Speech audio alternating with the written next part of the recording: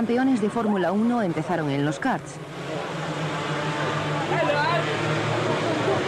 Estas maquinitas de gran potencia para su tamaño son la formación ideal para cualquier aspirante a piloto de carreras.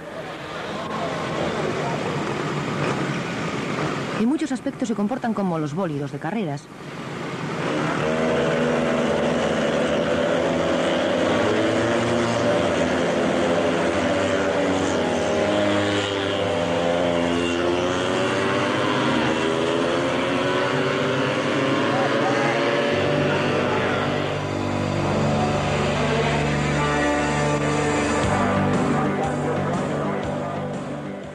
Pero hay una importante diferencia entre un kart. El kart no tiene sistema de suspensión.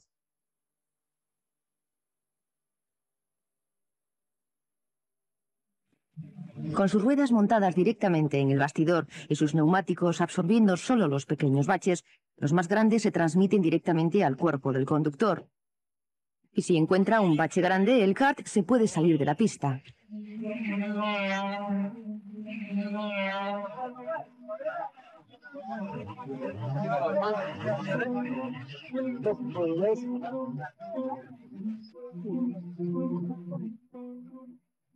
Esta falta de suspensión sería claramente inaceptable en un turismo normal.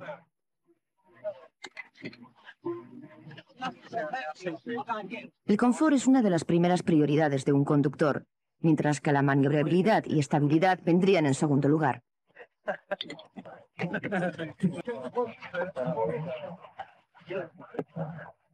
Parte de las vibraciones de la carretera es absorbida por los neumáticos inflados. Los muelles de los asientos absorben pequeñas vibraciones y muchos no saben que juegan su papel en la suspensión. Pero los baches son absorbidos sobre todo por los muelles. Estos se comprimen o expanden cuando las ruedas pasan por los salientes o baches de la carretera.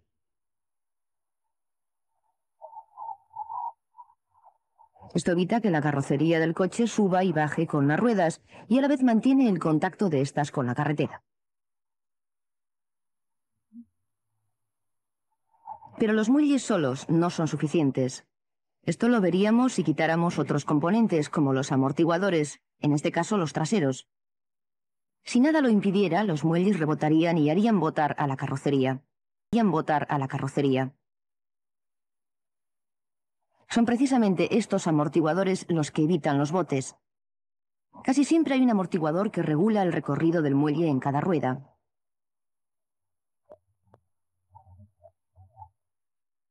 Un amortiguador es un tubo relleno de aceite o aceite y gas que se comprime y expande. En el interior lleva algún tipo de pistón. Cuando la rueda pasa por un bache, el amortiguador se comprime. El aceite que lleva dentro el pistón pasa a su parte superior a través de una válvula unidireccional. Cuando el muelle y por tanto el amortiguador empiezan a expandirse, esa válvula se cierra. El aceite que hay sobre el pistón solo puede volver a la cámara inferior a través de un agujero muy pequeño y por tanto mucho más despacio. Esta resistencia es la que amortigua los botes del muelle. Pero la suspensión debe hacer algo más que absorber los baches. Otra tarea importante es que controla la posición. Hay 3 movimientos de las ruedas de un coche respecto a la carrocería. Giran, suben y bajan. Y las ruedas delanteras cambian de dirección con el volante. Pero hay otras fuerzas que hacen que las ruedas oscilen, se inclinen o salgan de su posición correcta. Si no se controlan, esas fuerzas afectan a la estabilidad del coche. Por ejemplo, hay que evitar que las ruedas se muevan hacia adelante o detrás de la carrocería al acelerar o frenar. Esto afectaría al balanceo del coche y podría desplazarle lateralmente. Las ruedas tampoco tienen que tener mucha caída, es decir, inclinarse hacia adentro o hacia afuera. Eso haría que la rueda no estuviera en contacto con la carretera en toda su anchura. El resultado sería menor agarre y un desgaste más irregular. El ancho de vía o distancia entre las 2 ruedas de delante o detrás no debe variar en ningún caso o tendríamos problemas de dirección. La suspensión debe controlar estos 3 factores. También debe contrarrestar la mala distribución de pesos en un coche. En otras palabras, la tendencia a salirse en las curvas, a balancearse o a inclinarse hacia adelante o hacia atrás al frenar o acelerar, respectivamente. Estas son las tareas que debe realizar la suspensión. Como vamos a ver, hay muy distintos sistemas para ello. Los sistemas de suspensión se pueden dividir en dos clases. Por un lado están los basados en un eje fijo, una sola unidad que une las dos ruedas, y después están los sistemas más modernos, en los que cada rueda es independiente de las demás.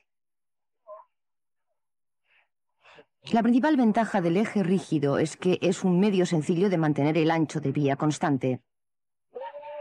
Pero si se instala en el eje delantero, la conducción sería más difícil al seguir las ruedas las ondulaciones del firme. Otra desventaja es que si una rueda encuentra un bache y se inclina, el eje y la otra rueda también saltan, pues los tres elementos van juntos. Eso supone que el coche también se inclina y que el viaje sería muy incómodo en una carretera con baches. Sin embargo, los ejes rígidos traseros ofrecen muchas ventajas, no siendo la menor el hecho de que el ángulo de cada rueda con la carretera, su caída y la distancia entre ambas, es decir, el ancho de vía, son constantes.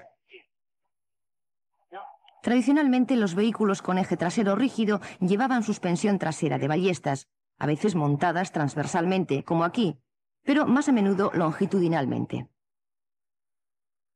Las ballestas todavía se siguen usando en muchos vehículos. De hecho, debido al mayor peligro de alteración del ancho de vía y la caída cuando el vehículo va muy cargado, este tipo de suspensión se considera ideal para los vehículos comerciales.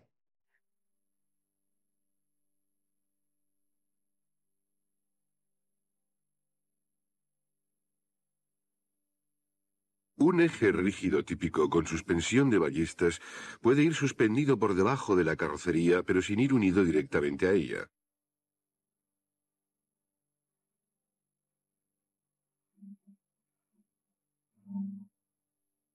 Cada una de las ballestas consta de una, dos o más hojas de acero curvas, sujetas entre sí, de modo que puedan deslizarse unas sobre otras cuando la ballesta se dobla.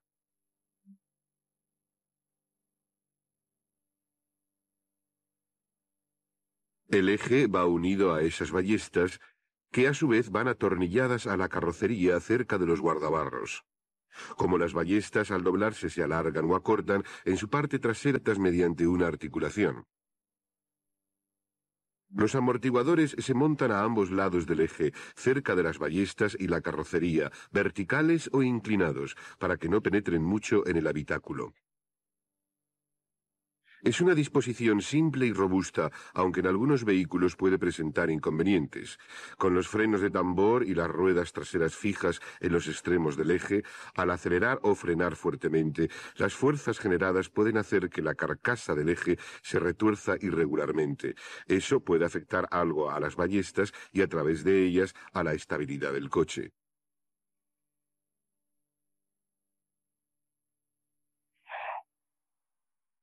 Pero solo afectaría realmente a un coche pequeño con un motor potente. Y como en el caso del Morgan, se podría resolver de una vez con ballestas más fuertes, que le den más agarre. Una ventaja en un deportivo como el Morgan.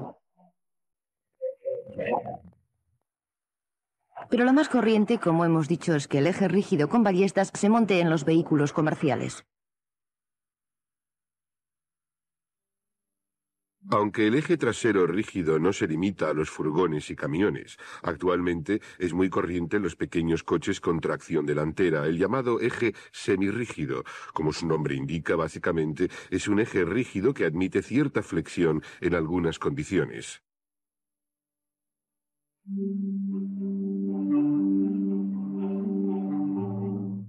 Los muelles helicoidales entre el eje y la carrocería absorben los baches, a menudo formando una unidad con un amortiguador central. Este diseño se conoce como columna McPherson. Unos brazos longitudinales integrados, perpendiculares con el eje principal, van unidos a la carrocería para evitar que el eje y las ruedas se desplacen. La parte inferior de cada columna va atornillada al eje. Como en otros sistemas de eje rígido, los frenos y las ruedas van unidos a los extremos del eje, en este caso a los brazos longitudinales.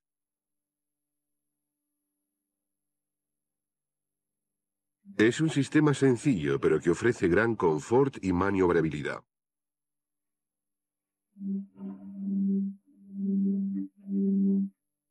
En las suspensiones independientes, cada rueda se mantiene en su posición con independencia de las demás.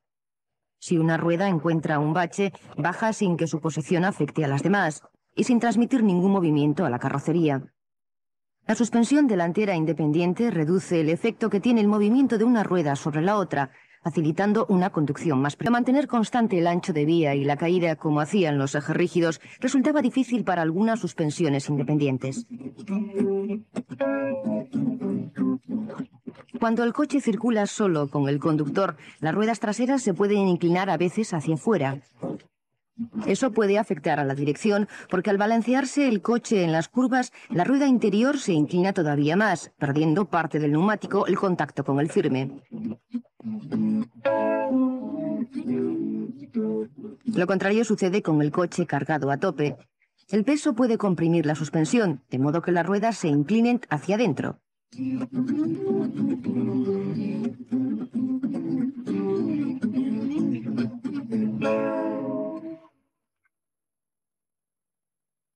Esto no es lo ideal, pero al menos es más seguro que cuando se inclinan hacia afuera.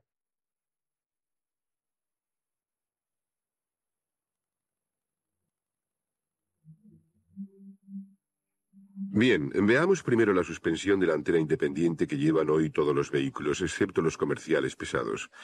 De los dos diseños más corrientes, uno es el de doble brazo. Un brazo superior en forma de V pivota sobre un bastidor. Debajo va otro brazo que pivota en el primero.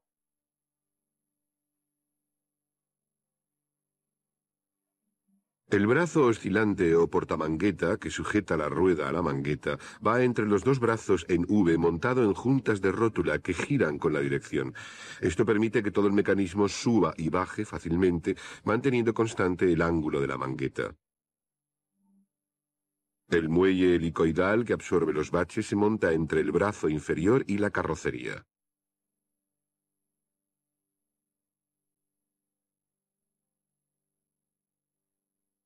El amortiguador va dentro del muelle, también apoyado en el brazo inferior y en la carrocería.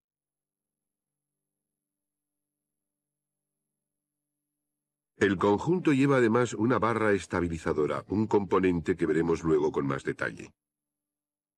Y un tirante que evita que la rueda se desplace hacia adelante o hacia atrás respecto a la carrocería.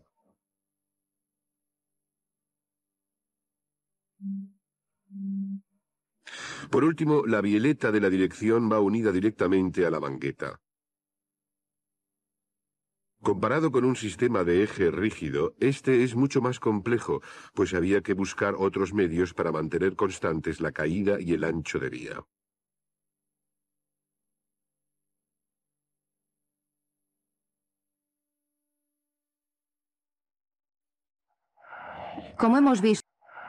Como hemos visto, un tipo de columnas McPherson, combinación de muelles y amortiguadores, se usa mucho en vehículos con suspensión trasera por eje rígido en los coches pequeños.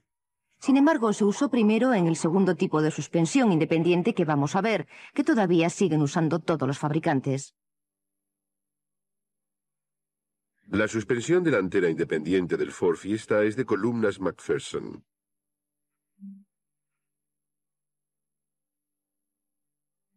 Hay un bastidor independiente atornillado a la parte baja de la carrocería.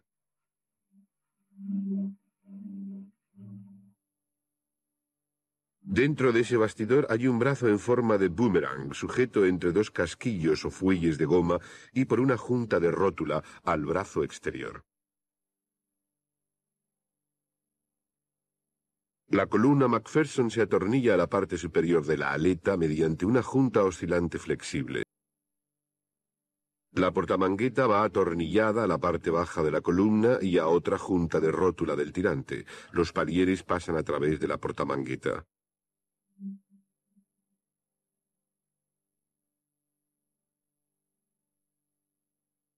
El brazo de la dirección va unido a la mangueta. Lo mismo que el freno y la rueda. Cuando se giran las ruedas con el volante, toda la columna McPherson gira también sobre su junta oscilante superior.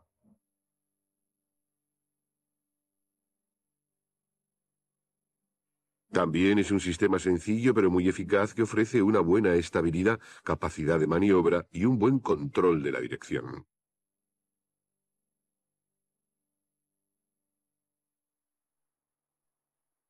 Como las suspensiones delanteras independientes, también las traseras pueden variar considerablemente.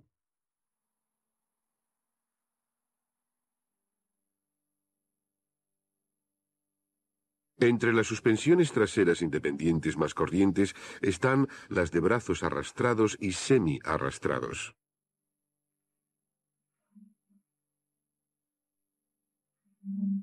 El brazo pivota en dos puntos bien paralelos o inclinados sin la carrocería. Si los puntos no están alineados, se llaman brazos semi-arrastrados.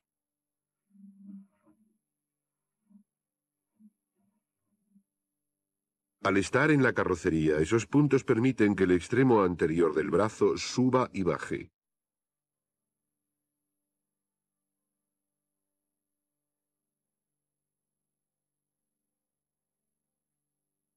Los semiejes llevan una junta homocinética en cada al pasar por el brazo. Pueden subir y bajar sin que ello afecte a la tracción de la rueda.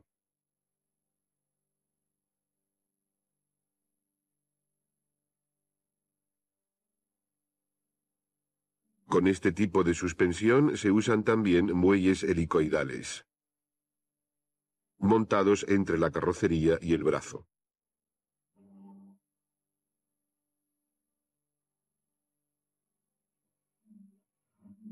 Los amortiguadores van montados también entre la carrocería y el extremo posterior del brazo.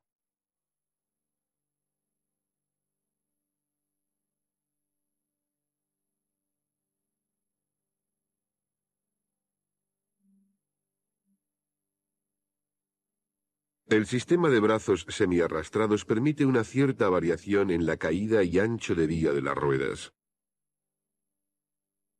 Brazos arrastrados. Estos que pivotan rectos respecto a la carrocería no lo son.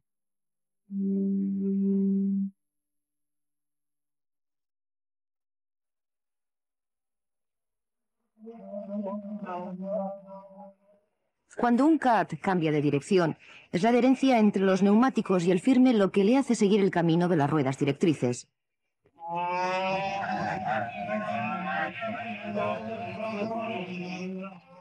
Pero cuanto más rápido va el kart, mayor es su impulso hacia adelante.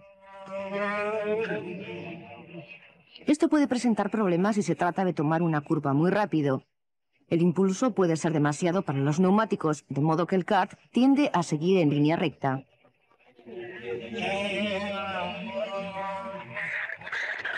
Consecuencia, los neumáticos pierden agarre y el kart derrapa. Aunque las fuerzas de adherencia actúan a nivel del firme, el impulso del kart actúa sobre su centro de gravedad, el punto central del peso del kart y del conductor, que está mucho más alto que el firme. En las curvas, esta lucha produce una fuerza pivotante que puede llevar a hacer volcar el kart, que es lo que su conductor trata de evitar inclinándose al otro lado para tirar del centro de gravedad. En un coche las fuerzas que actúan son las mismas, aunque la suspensión cambia las cosas ligeramente. Al tomar una curva, la inercia que acabamos de describir actúa sobre el coche, pero la suspensión le permite tomar la curva con las ruedas bien apoyadas en el firme, aunque balanceándose. En general, los diseñadores tratan de limitar ese balanceo, que además de peligroso, es incómodo y mareante para los pasajeros. La mayor parte de los fabricantes monta una barra, la barra estabilizadora, en la parte delantera del coche.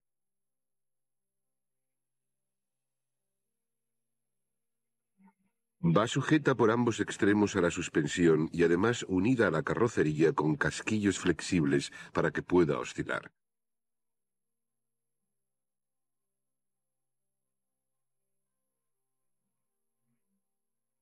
Esto supone que cuando los dos lados de la carrocería suben o bajan juntos sobre la suspensión, como cuando el coche va por una carretera lisa, la barra no sufre torsión y simplemente oscila.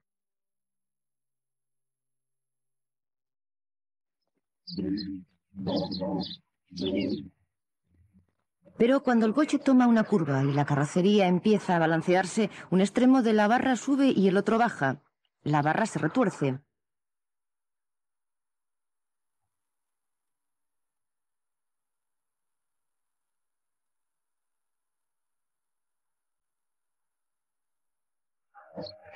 Pero como es flexible, resiste esa fuerza de torsión y así limita el balanceo de la carrocería.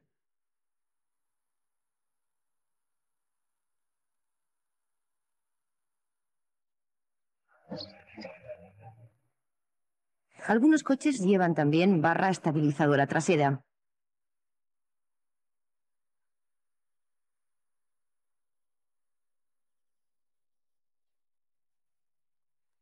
Otro problema para el diseñador es cómo mantener la carrocería recta y a la misma altura, tanto si en el coche viaja solo el conductor como si va cargado del todo.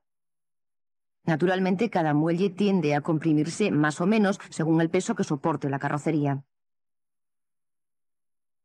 Sin algún tipo de mecanismo compensador, la suspensión trasera de un coche cargado se podría comprimir demasiado. Eso haría que los muelles perdieran su capacidad de absorber. Y por la noche los faros alumbrarían las copas de los árboles en vez de la carretera.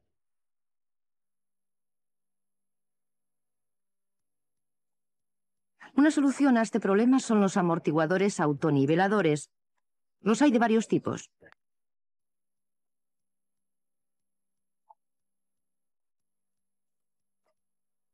Uno es el Nipomat. Si un coche va muy cargado por detrás, con sus muelles y amortiguadores muy comprimidos, los amortiguadores aprovechan el golpe de los baches para recuperarse.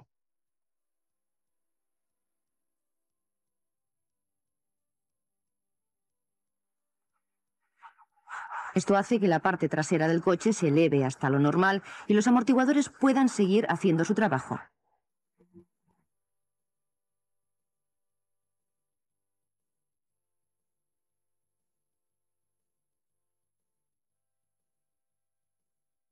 Hay otro sistema autonivelador que no lleva muelles.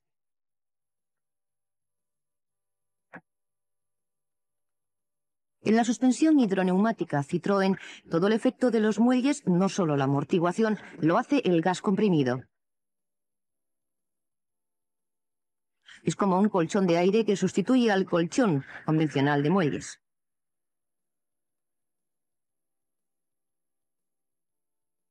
Cada rueda se amortigua por separado. Si una baja porque hay un bache, un pistón empuja un líquido especial que actúa sobre un diafragma de un recipiente esférico. Al otro lado del diafragma hay nitrógeno a presión. El pistón, al empujar al diafragma, lo comprime aún más, absorbiendo el nitrógeno o el golpe.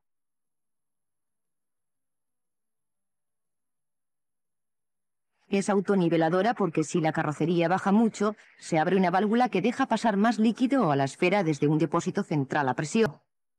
Eso eleva la carrocería.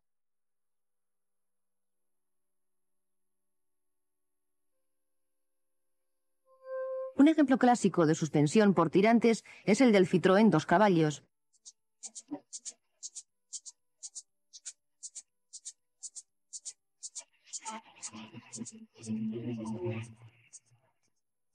Se consigue nivelar la carrocería uniendo con un tirante la suspensión delantera con la trasera del mismo lado.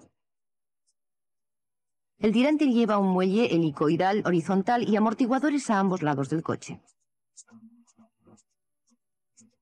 Cuando una rueda delantera encuentra un bache, el muelle se estira aplicando una contrapresión sobre la correspondiente rueda trasera. El efecto es tal que, aunque la carrocería sube y baja, siempre está horizontal. No cabecea, es decir, no se inclina hacia atrás ni hacia adelante. El sistema ayuda además a mantener horizontal el coche muy cargado. Otro ingenioso sistema es la suspensión adaptativa. Aquí, cuando el conductor conecta al sistema, los amortiguadores pasan automáticamente de una posición blanda o de confort a una dura que facilita la conducción y viceversa. Como se demuestra con estos dos coches en pruebas, al acelerar, un coche con amortiguadores blandos naturalmente se hunde en la suspensión. La suspensión adaptativa pasaría automáticamente a dura para evitarlo. En las curvas, un coche con amortiguadores blandos se balancea. Al pasar automáticamente a dura, la suspensión adaptativa limita ese balanceo. Si coge un badén a gran velocidad, un coche con amortiguación blanda se levanta sobre la suspensión. Cuando baja, pasado el badén. La suspensión adaptativa detecta la elevación del coche y pasa a dura para limitar el recorrido. El conductor controla el coche al salir del badén. Al frenar, un coche con amortiguación blanda se hunde de delante. La suspensión adaptativa evita que eso pase.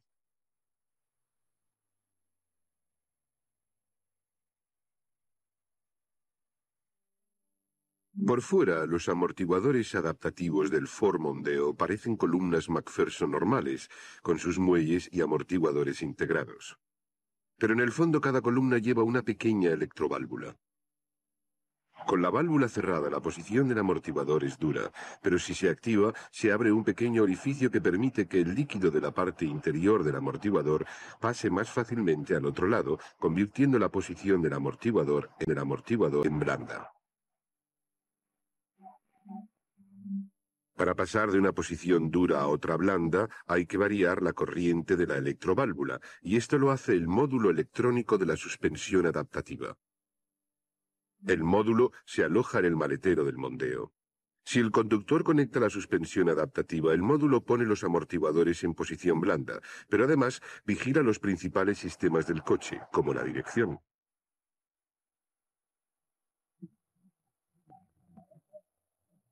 Si se gira rápido el volante, un sensor en la columna de la dirección manda una señal al módulo.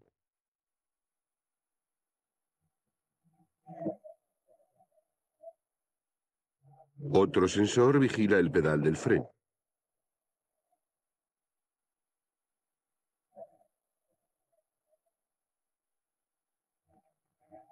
Un tercero vigila la posición de la mariposa y envía una señal cuando se pisa el acelerador a fondo. Hay otro sensor en el mismo módulo que controla el movimiento de subida y bajada del coche. Si uno de estos sensores detecta un movimiento fuera de los límites programados, el módulo deja inmediatamente de mandar corriente a la electroválvula. La válvula se cierra y el amortiguador pasa a la posición dura en una fracción de segundo.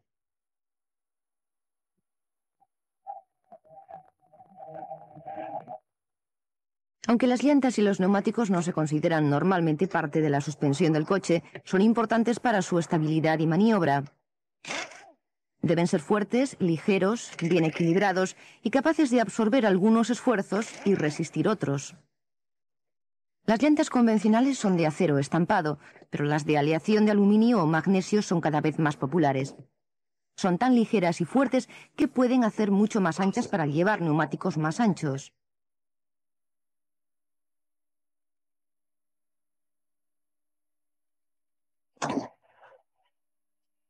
Al haber más goma en contacto con el firme, la adherencia es mayor, aunque por supuesto a expensas de una dirección algo más dura y un consumo ligeramente mayor.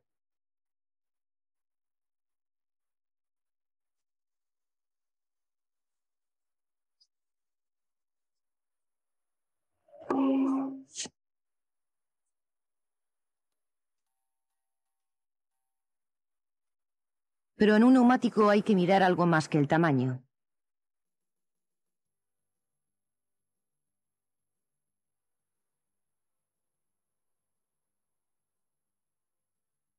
Un requisito clave es que debe comprimir bien para absorber los baches.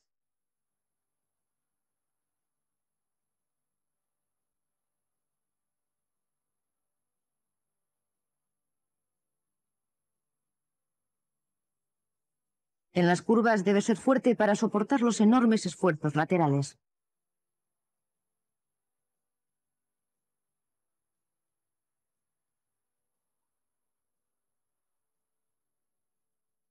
Hay dos tipos de neumáticos, radiales y cruzados. Estos son cada vez más raros. La diferencia entre ambos es estructural.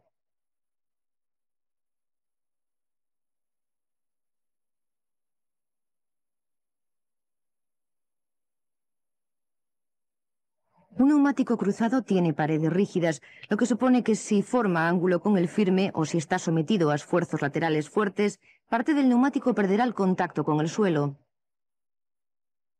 Las paredes del neumático son duras por la forma en que van dispuestos los bandajes debajo de la capa externa de goma. Se colocan diagonalmente sobre la circunferencia y por eso se llaman cruzados o diagonales. Los radiales tienen paredes más flexibles que absorben los esfuerzos laterales y se abomban, de modo que toda la banda de rodadura permanece en contacto con el suelo. Esto se debe a la estructura interna del neumático. En este, las cuerdas que lo forman se montan radialmente, dando más flexibilidad al neumático, y de ahí el nombre de radial.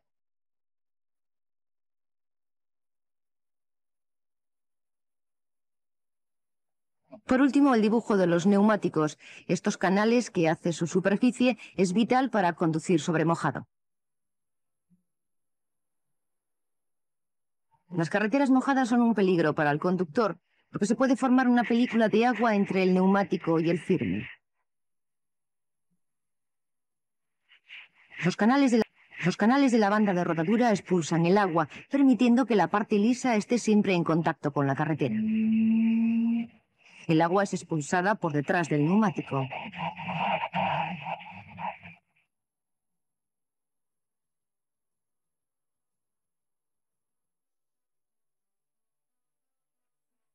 Esto se puede ilustrar gráficamente viendo lo mal que se comportan los neumáticos con poco o sin ningún dibujo sobre mojado.